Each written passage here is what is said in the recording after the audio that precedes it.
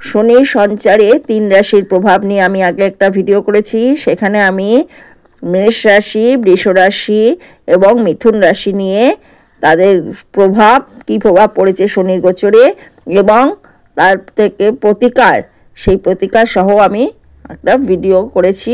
আজকে আমি করব কর্কট রাশি, সিংহ রাশি ও কন্যা রাশি নিয়ে শনির সঞ্চারে এই 3 রাশির ওপরে কী প্রভাব পড়েছে এবং প্রতিকার কি, সেই নিয়ে আমি কিছু কথা বলবো। আমার ভিডিওটি দেখতে থাকুন।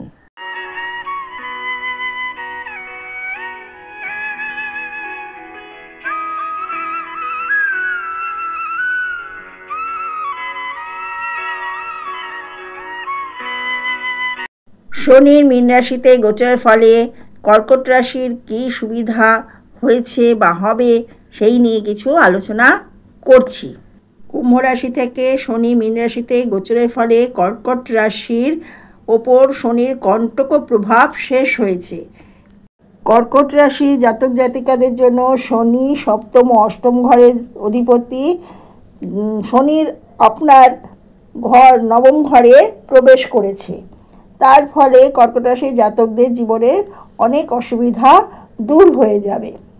কর্কট রাশি জাতক জাতিকাদের ওপরে ইতিবাচক পরিবর্তন আসবে, বিশেষ করে ব্যবসা এবং সম্পর্কের ক্ষেত্রে।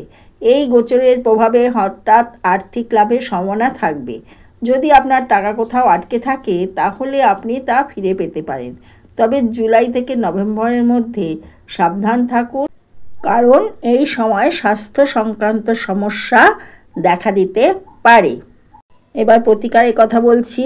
প্রতি শনিবার কালো উড়দ ডাল দান করুন। শনি সিংহ রাশির ষষ্ঠ ও সপ্তম ঘরের অধিপতি। সেই শনি এখন আপনার অষ্টমে প্রবেশ করেছে এবং আপনার কণ্টকধাইয়া শুরু হয়েছে। এই সময়টি আপনার স্বাস্থ্যের জন্য চ্যালেঞ্জিং হতে পারে, তাই কোনো ধরনের অসুস্থতাকে উপেক্ষা করবেন না। দীর্ঘমেয়াদী অসুস্থতা এড়াতে নিয়মিত স্বাস্থ্য পরীক্ষা করা উচিত। আর্থিকভাবে এই সময়কাল ঋণ পরিশোধ এবং ঋণ থেকে মুক্তি পাওয়ার সুযোগ প্রদান করতে পারে, তবে ব্যয় অপ্রত্যাশিতভাবে বৃদ্ধি পাওয়ার সম্ভাবনা রয়েছে এই সময়। নভেম্বরের পরে সিংহ রাশির জাতক জাতিকাদের অবস্থা আরও ভালো হবে। সিংহ রাশির কণ্টকধাইয়ার সময় আপনারা মহারাজ দশরথ রচিত নীল শনির স্তোত্রম পাঠ করবেন নিয়মিত। এবার বলবো কন্যা রাশির কথা। কন্যা রাশির জাতকদের জন্য শনি পঞ্চম এবং ষষ্ঠ ঘরের অধিপতি। সেই শনি এখন আপনার সপ্তম ঘরে প্রবেশ করেছে, যা দীর্ঘস্থায়ী অংশীদারিত্বের প্রতীক। যদি আপনি কাউকে ভালোবাসেন তাহলে এই সময়ে আপনার প্রেমের বিবাহ সম্ভাবনা হতে পারে।